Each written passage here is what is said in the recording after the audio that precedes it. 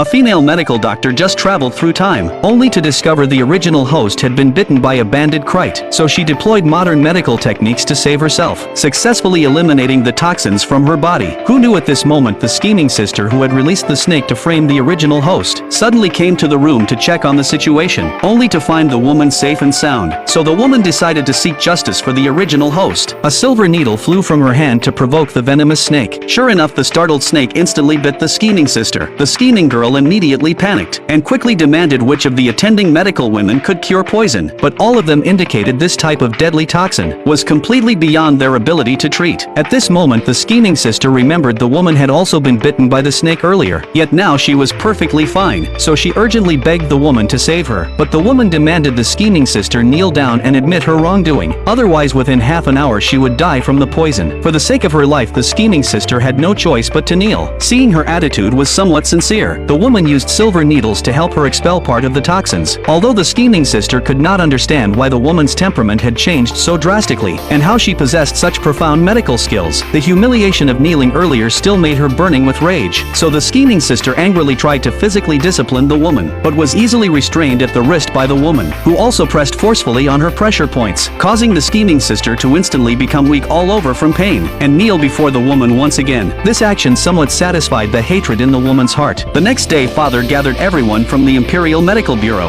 announcing the emperor's old illness had suddenly relapsed, requiring all imperial physicians to enter the palace for treatment. The woman thought if she could cure the emperor, she could earn great merit, and then request the emperor to issue a decree, allowing her to sever ties with her family. So she planned to seize this opportunity to enter the palace together. But after everyone arrived at the palace, Father let the scheming sister step forward first to diagnose, and the scheming sister determined the emperor was simply suffering from recent internal heat, and only needed cooling medications for adjustment, and his health would quickly recover. But the woman noticed the blood the emperor coughed up was dark in color, clearly a symptom of cold poison. Taking cooling medications would only worsen his condition, so to avoid being implicated and punished, the woman immediately pointed out there was a problem with the medicine. Father instantly became furiously enraged, only because he felt his good-for-nothing daughter, who had never studied medicine, dared to question her medically skilled sister, and was about to have the woman driven out. But just as the guards were about to expel the woman, the emperor suddenly spoke up to make her stay, and asked the woman to explain what treatment method she had. Unexpectedly, the woman said she had a secret technique that could deliver medicinal fluids directly into blood vessels. Upon hearing this, the emperor instantly became excited, trembling as he asked if it was intravenous infusion. It turned out the emperor was also a time traveler, and before traveling through time he was just an assistant by the woman's side, who had secretly admired the woman for a long time. That day the man was preparing to confess his feelings to the woman, but a sudden car accident caused them both